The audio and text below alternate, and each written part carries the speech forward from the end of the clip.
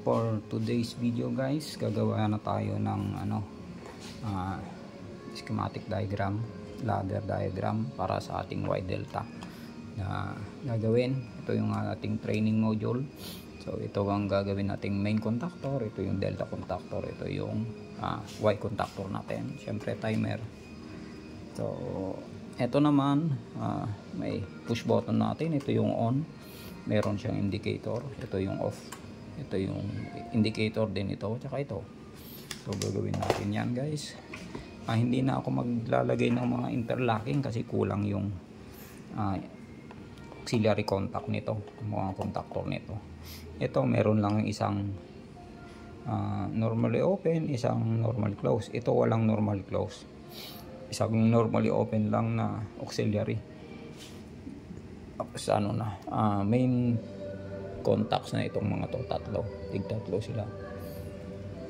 So yan, gagawa na natin ng diagram. So line 1 padadaanin natin sa push button na normally close. Yan, uy, pangit ang drawing. Tapos push button ulit na normally open. Pupunta na tayo sa coil ng ito, main contactor. So M na lang, papangalanan natin na M.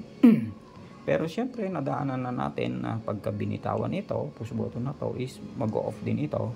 Kaya kailangan mayroon siyang holding contact. Gagamitin natin yung auxiliary na contact ng contactor na ito. Ito, kukuha tayo ng normally open na auxiliary contact. So ilalagay natin dito. Ganyan na lang.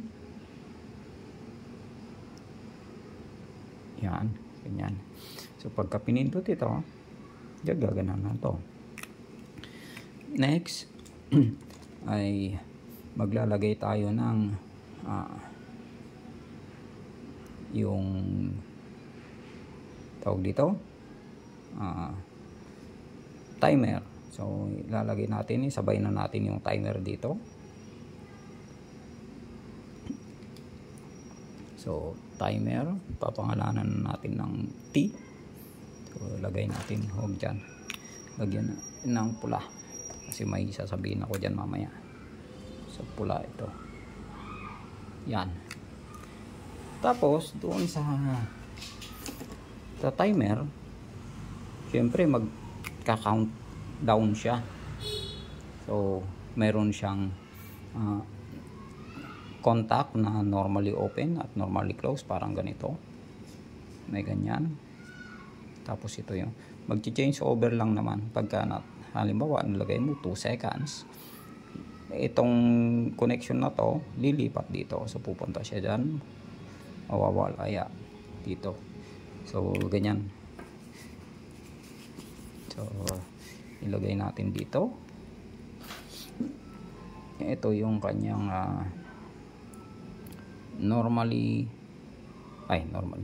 Ito yung kanyang common. Tapos gamitin na lang natin ng normally close. Tapos papunta sa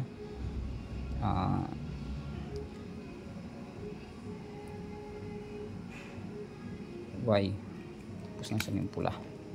So Y contactor. Yan. Tapos yung isa naman is ganun ulit, normally open naman, papunta sa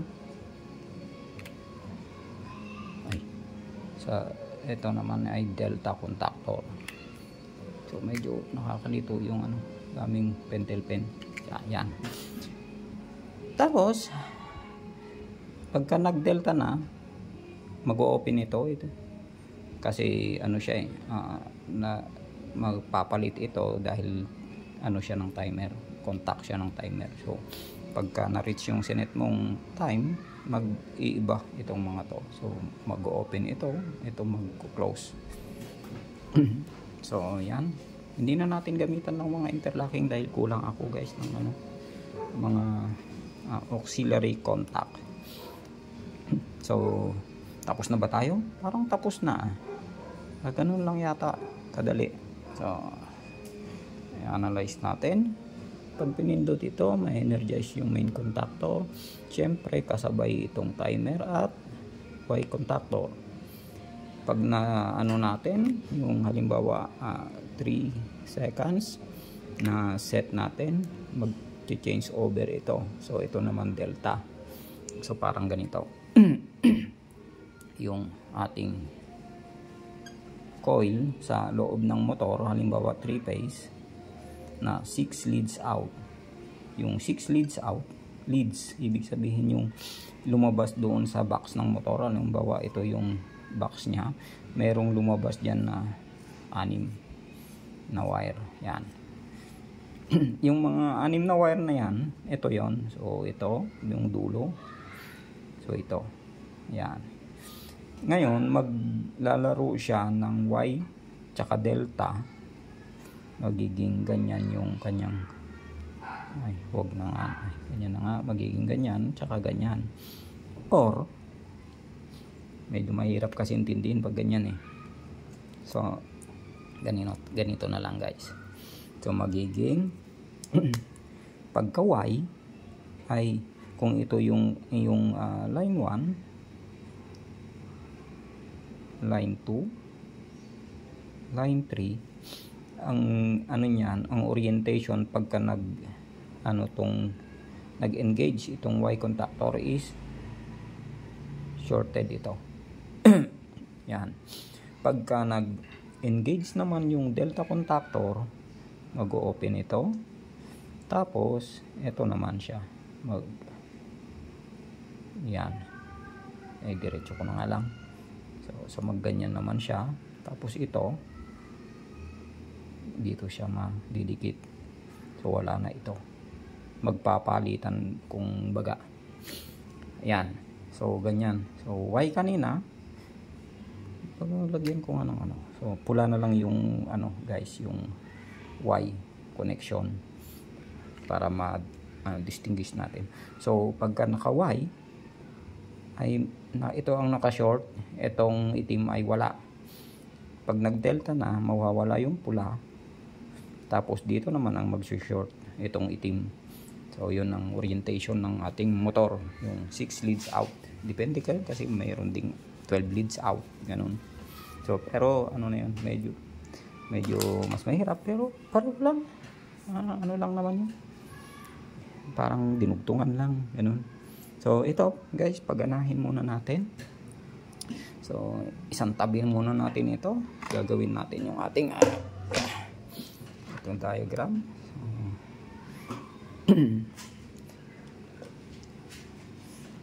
Naka-off na ba? Hindi pa. So guys, ito yung ating training module. So gawin na lang itong pangalan. So, ito yung line 2. Ito yung line 1. Galing dito. Ito, line 2. Punta rito. Ito, line 1. Ito. So, ito basically yung ating supply. Ito naman yung mga natin. So, M.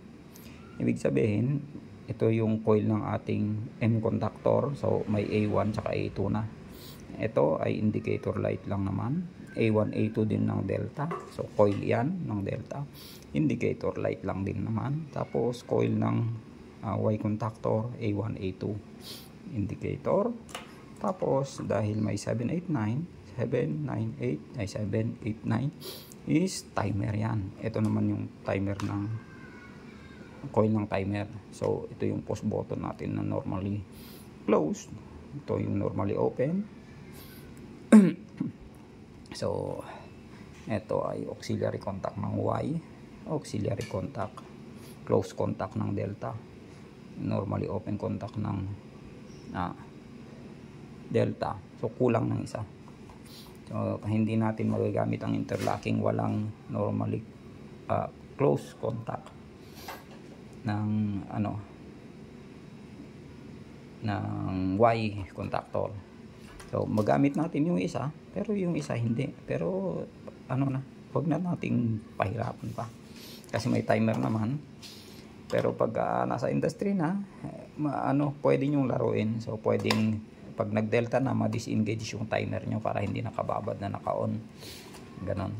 So lalaruin lang. So una muna natin gawin is yung line 2. Ilagay natin lahat sa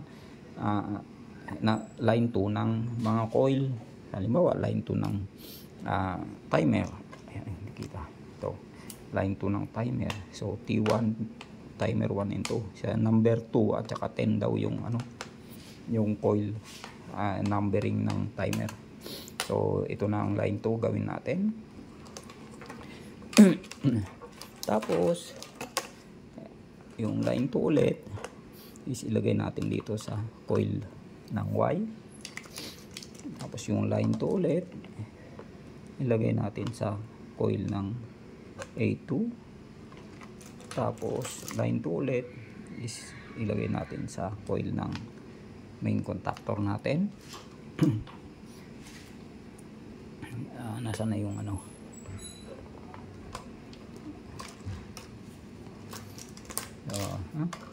may nawawala akong ayun yun. So dapat itong mga line 2 na to ay wala na kayong ikakabit na iba. So sa harangan ko na to, ano bang pangharang, ito na lang. So harangan ko na para wala nang mailagay na iba. Isa lang naman ito guys. So dito papunta lang din naman yan, isa lang. So para hindi ko na masalpakan ng iba pa, para iwas sabog. Next, yun yung technique guys, para walang sabog. Halimbawa nag NC2 sa TESDA, ay ganun ang technique na gawin nyo.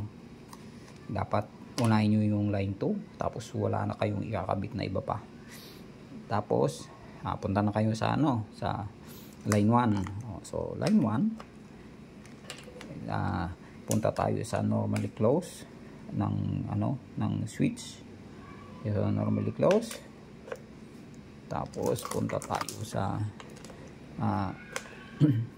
kabila ng switch na normally close, punta tayo sa normally open. Sa kabila ng normally open ay pupunta na tayo sa coil ng sabi natin kanina, sa main contactor. Ay, yung kopya natin, saan yun? Ito. So pagdating sa kabila ng normally open, sa coil, kabila ng coil, yan. Tapos yung ating auxiliary. So mahirap pag may kinokopya guys. Okay. So nalito tuloy ako, nasaan na tayo? Pag may kinokopya, mahirap. So nasa na? So ito, pumunta sa coil. So maglalagay na tayo dito ng latching contact. Sa latching contact ng diabot. Ito mas mahaba. O sa normally open ng push button. So dalawa, no? So dalawa yung ating ilalagay. So isa dyan, tapos isa dito. Lalagay natin dun sa normally open contact ng main contactor natin. So ito yung normally open contact, yan. So yan, kahit saan magkabaliktad yan, okay lang. Next ay yung ating sa kabila ng timer ay ng push button, ito kasi dito tayo nagsimula yan. Tapos pumunta rito, tapos sa kabila nya i-energize natin yung timer. Saan na yung timer? Yung timer ito. So energize natin yung timer. So tapos na tayo sa timer. So yung line, yung pagkatapos ng push button ulit, ito pwede kayong magkabit dito, pwede rin kahit saan na dito, isa lang yung kung saan yung pinuntahan yung wire, pwede rin naman dito. So dito na lang yan. Tapos pupunta tayo sa yung contact ng ng tawag ito, timer. So 7 yung common nya. Tapos sa kabila ng timer, yung 8, yun yung Yun yata yung normally close, yung 8. So timer papunta doon sa Y contactor natin. So ito, yan. Tapos yung kabila ng ano, yung normally open ng timer contact, ito 9, papunta naman sa delta contactor. So nasaan yung delta natin? Ito yung delta A1. So ayan, parang tapos na tayo. Subukan natin. So power on. Yan, on natin. So ayan. So 3 seconds. Ayun. Ingay naman ito. Yan. So nag-change over naman guys. So nakalubog na to. Ito angat. So off natin. Yan. Ito lulubog. Ito yung Y contactor natin. Ito delta. Yung Y sabay dito na nalulubog. Ito din. Pag bumitaw ito naman ang papalit. So ulit. Ay, ito. Yan. Ito naman. 3. Yan. So, ingay. So, yan. Gumana naman guys na maayos. Ang problema natin yung ilaw na lang. Yung mga ilaw nito, ito, tsaka ito. Gawin natin is ilaw ng Y, ito. Itong push button, tapos ilaw ng delta, tapos ito na yung run indicator natin. So yun, so off muna natin. Yan. So ngayon parallel lang naman to. So yun, ito ay si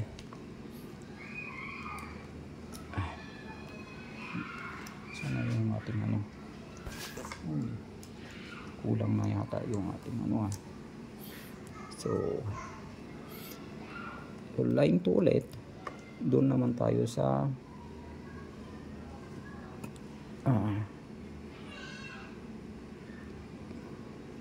A2. So line 2 wala na. So dito na lang tayo sa line 2 ng ilaw. So tapos another line 2 ng ilaw. Tapos wala na tayong available na line 2 din ulit ng ilaw. Ito na lang. So line 2 ng ilaw. Tapos yung line 1 ikabit natin sa A1 yung line 1 ng indicator sa A1 yon. Tapos yung lahat ng sa indicator kung saan siya gusto mong ilaw, halimbawa ito is delta, edi yung line 1 nya is sa A1 ng delta. Tapos ito naman na ilaw is yung line 1 nya is gusto ko sa Y, kaya dito sa A1 ng Y. So yan. So yan, parang magulo na. Subukan ulit natin, i-on natin. So push button lalim. Yan. So umilaw ito. Tapos bibitaw ito, iilaw naman to. So dito ba sa video? Push ulit. So on ulit. Yan, umilaw. So saka yun. So change over. Yun. So ganun guys ang ating ginawa. Tama yung ating off muna natin. So ito yan ginawa natin guys. So dito sa drawing is konti lang, pero dito ay parang napakarami. Yung sinabi ko kanina is yung lahat ng line 2 diretso nyo dun sa line 2 ng coil, diretso sa line 2 ng coil lahat, tapos wala na kayong ikakabit katulad dito. So yung line 2 natin is nandito sa line 2 ng coil ng timer, line 2 ng mga ilaw, mga line 2 ng Y contactor natin, ng delta contactor, ng main contactor, tapos wala nang nakakabit na iba. Kasi pagka may halimbawa nagkamali kayo ng wiring, hindi siya po sasabog. Halimbawa maglagay ako ng ng mga wire, punuin natin ng wire to, yan, ganyan, yan, punuin natin. lahat ng pwedeng salpakan. Yan. Yan. Ito. Pati. Uy, nabunagat. So, ito. So, yan. Tapos, ano pa bang bakante dyan? So, 7. Wala na. So, yun, lahat. Ay, pumasok. So, ito. May bakante pa. So, dito, bakante. Yan. So, wala na. Dami na nating pinasok. So, i-on natin. Tingnan natin kung sasabog. So, hindi. Hindi siya sasabog. Yan. So, ano na lang. Wala na tayong pinindot. Kusa na lang siyang nagwa-wide delta. Kasi dahil sa mga dinagdag nating wire. Pero, hindi sumabog.